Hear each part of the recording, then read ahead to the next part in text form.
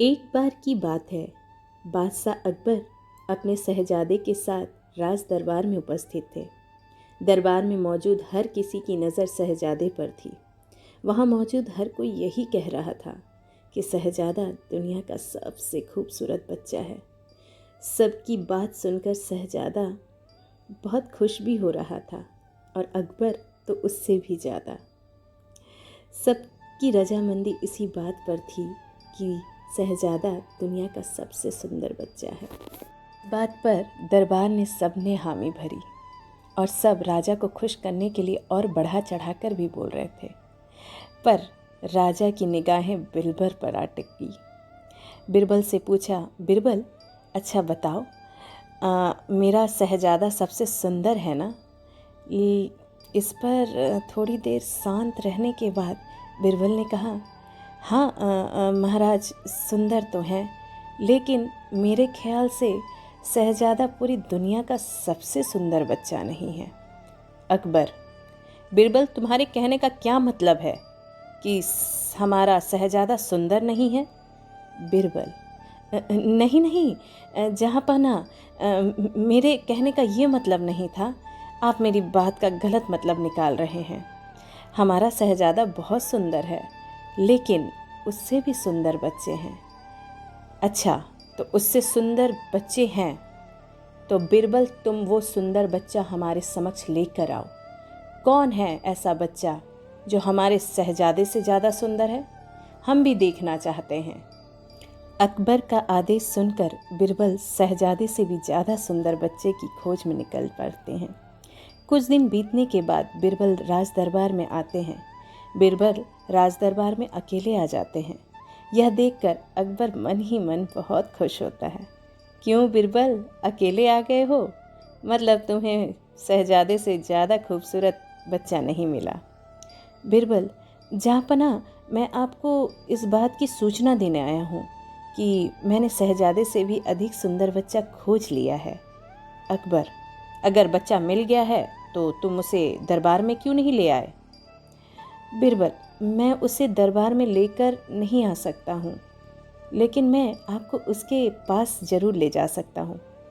अकबर, ठीक है, ऐसा कौन सा कारण है जिसकी वजह से तुम उसे दरबार में नहीं ला सकते? बिरबल, यह तो आपको वहाँ जाकर ही पता चलेगा। अकबर, ठीक है, फिर हम सब सुबह उस बच्चे को देखने जाएंगे। बिरबल, जहाँपनाह, उस बच्चे को देखने जाने के लिए हमें भेष बदल कर जाना होगा।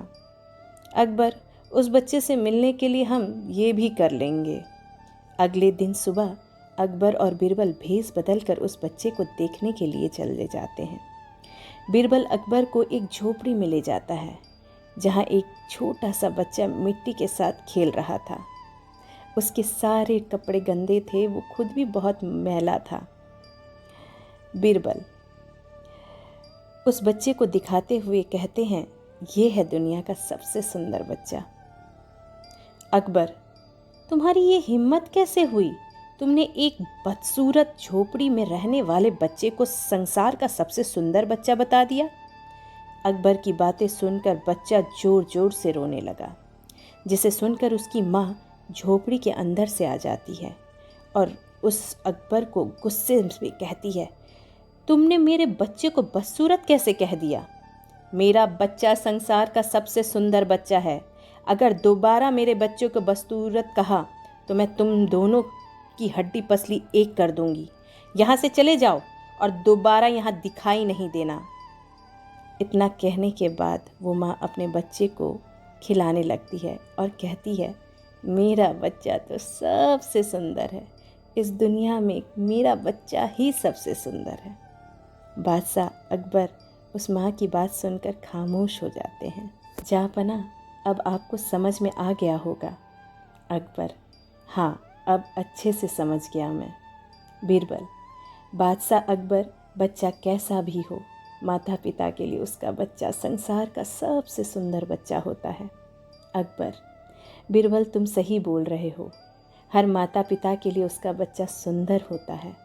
बिरबल, जहाँपनाह, मैं बस इतना चाहता हूँ कि आप शहजादे को चापलूसों से दूर रखें, अच्छी तालीम दें।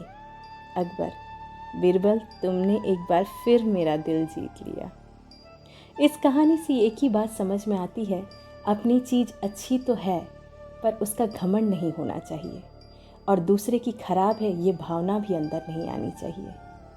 हाँ, अपने आप को बेहतर करने का हर मौका अपने आप को देना चाहिए, लेकिन किसी को भी गंदी निगाह या उसको हे दृष्टि से नहीं देखना चाहिए। चलिए, कुछ इसी प्रेरणादायक कहानी के साथ फिर दोबारा मिलते हैं, कुछ नया सुनते हैं और कुछ नया लिखते हैं।